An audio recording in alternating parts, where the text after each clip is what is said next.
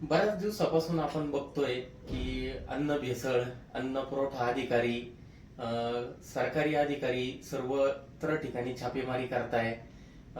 प्रामुख्याने दूध, दही, त्याच्यानंतर आपलं पनीर, तेल, तूप अशा विविध ज्या रोजच्या जीवनात आपल्याला ज्या वस्तू लागतात त्यांची छापेमारी चालू आहे. बड्या कंपन्यांमध्ये सुद्धा मोठ्या प्रमाणात भेसळयुक्त छापेमारी सुरू आहे. पण मी एक छोटासा उद्योजक आहे आणि मला असं एक सांगावंसं वाटतं. मी काय फार असा ज्ञानी नाहीये. मी एक नवीन व्यवसाय सुरू केलाय आत्ताच. पण मला असं एक जनतेला सांगावंसं वाटतंय किंवा उद्योजकांना सांगावंसं वाटतंय, ग्राहकांना सांगावंसं वाटतंय. म्हणून मी काही माझं मत मी मांडत आहे. बाकी त्यात कुठलंही तत्वज्ञान नाही किंवा कुठलाही माझा निर्णय नाही किंवा कुठलाही राजकीय हेतू नाही. आता होतं काय माहितीये का, आता मॅन्युफॅक्चररला प्रॉब्लेम असा होतो की ग्राहकांना लागतं स्वस्त. आता ग्राहकांची अपेक्षा असते 5 रुपये, 10 रुपये. आता 10 रुपयात एखादी वेफर्स कंपनी आहे, 5 रुपयात तुम्हाला वेफर्स पाहिजे. ती कंपनी कस काय तुमच्यापर्यंत 5 रुपये जास्त वेफर्स घेऊन येणार, पोहोचणार? त्याच्यानंतर तुम्हाला 10 रुपयात काहीतरी गोष्ट पाहिजे असती. वडापाव आहे, आता 10 रुपयात तो वडापाव कस काय देऊ शकतो? 5 रुपयात तुम्हाला चहा पाहिजे. आता ह्या सगळ्या गोष्टींचा विषय काय होतो की कुठंतरी व्यापाऱ्याला किंवा एखाद्या उद्योजकाला किंवा एखाद्या छोट्या व्यावसायिकाला कुठंतरी कॉम्प्रोमाइज करावं लागतं आणि इथून खरी भेसळची सुरुवात होते. ग्राहक किंवा आपला जो दुकानदार आहे किंवा किराणा दुकान व्यवसाय किंवा कुठलाही दुकान व्यवसाय असो. आता हे अन्न भेसळ चालू आहे म्हणून मी किराणा हा उल्लेख केला. नाही तर प्रत्येक फील्डमध्ये काय होतं, समजा आता मार्केटमध्ये 150 रुपयात तुम्हाला खुर्ची पाहिजे. 150-200 रुपयाची खुर्ची ही तुम्ही मार्केटमध्ये बघितलं 8 दिवसात तुटून जाते. ही सुरुवात कुठून होते? ग्राहकापासून होते की त्याला स्वस्त पाहिजे. तो कंपॅरिझन करतो चांगल्या ब्रँड सोबत, त्या गोष्टींसोबत. आणि तिथं तिथं काय होतं, मॅन्युफॅक्चररला त्याचा धंदा सुरू ठेवायचा असतो. त्याच्यामुळे तो कमीत कमी बजेटमध्ये किंवा कमीत कमी हलक्या वस्तू वापरून ती वस्तू तयार करतो. आता होतं काय, समजा आता एखादी कंपनी आहे, तिचा समजा साधारणपणे 16 रुपये रेट आहे. एखाद्या दुसऱ्या कंपनीचा रेट, एखादा व्यापारी काय म्हणतो की बाबा मला 15 रुपयात दे. मग त्या 15च्या चक्करमध्ये तो अजून त्याची क्वालिटी, गुणवत्ता खराब करतो. मग ती 14 रुपयाला जाते. मग 14 वाला म्हणतो मला 13 रुपयात दे, 13 वाला म्हणतो 12 रुपयात दे. असं करत करत त्या गोष्टीची व्हॅल्यू 10 रुपये होते. आता त्या मुळात त्या गोष्टीची व्हॅल्यू जर 14-15 रुपयेपर्यंत जर मॅन्युफॅक्चरिंग कॉस्ट असेल आणि ती जर दुकानदार, किरकोळ दुकानदार तो 10 रुपयात मागतोय त्याचं मार्जिन वाढावं म्हणून, तर कुठंतरी मॅन्युफॅक्चरर, कुठंतरी तो उद्योजक तिथं भेसळ करतो. आणि ही भेसळची सुरुवात ह्या व्यापाऱ्यांपासून आणि ग्राहकांपासूनच होते.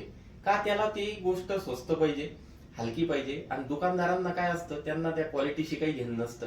दुकानदार पण काय करतात, जी गोष्ट स्वस्त आहे, ज्याच्यात त्याला मार्जिन आहे, ज्याच्यात त्याला नफा आहे, तीच गोष्ट तो बाजारात आणतो.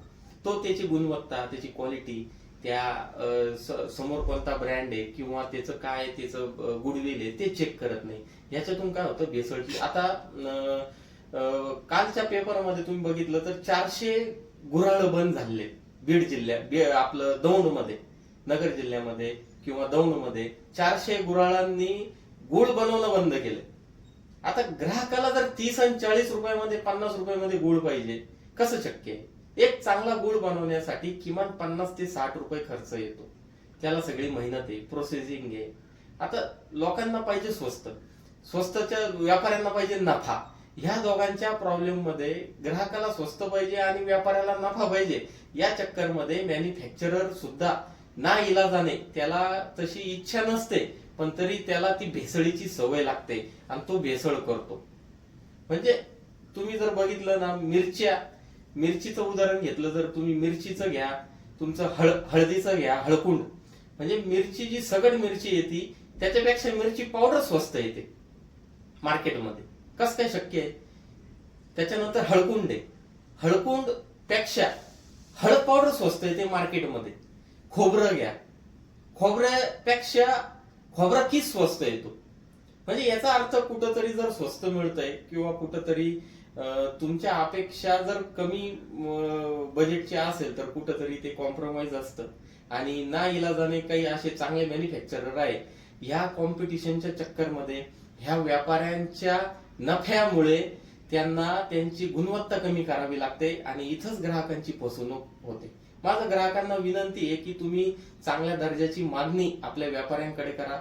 2 रुपये महाग असेल तरी चांगले चालेल, पण अशा गोष्टी तुम्ही त्यांच्याकडे आग्रह धरला पाहिजे की मला चांगली वस्तू द्या. आणि व्यापाऱ्यांनाही माझी विनंती आहे की तुम्ही 2 रुपये नफा जास्त कमवण्याच्या नादामध्ये आपली पिढी, आपले पुढची जी पिढी आहे किंवा आपले जे वयोवृद्ध आहे यांच्या आरोग्याशी आपला खेळ नाही झाला पाहिजे. आता तुम्हाला 90 रुपये 80 रुपये मध्ये तुम्हाला शेवभाजी पाहिजे. आता त्या हॉटेल उद्योजकाला शक्य नाही होत या सगळ्या गोष्टी. त्याच्यानंतर कलर मारणे किंवा भेसळयुक्त पनीर देणे, स्वस्तात पनीर खायचंय, या सगळ्या गोष्टी काय होतात, मग या चक्करमध्ये कॉम्पिटिशन, बाजूवाला स्वस्त देतोय म्हणून मला स्वस्त द्यायचंय, म्हणून काय होतं, भेसळीचं प्रमाण वाढतं. आणि भेसळीची सुरुवात ही ग्राहक आणि व्यापाऱ्यांच्या कॉम्पिटिशनमुळे उद्योजकांमध्ये आणि मॅन्युफॅक्चरर मध्ये सुरू झालेली आहे. असं एक मला जेणेकरून समाजाला सांगावं वाटतं. यात माझा कुठलाही प्रामुख्याने स्वार्थ हेतू नाहीये.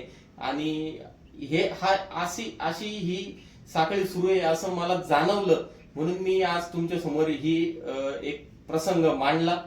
आणि यात जर काही चुकत असेल किंवा जर माझा विचार कुठंतरी चुकला असेल तर त्याबद्दल मी तुमची माफी मागतो.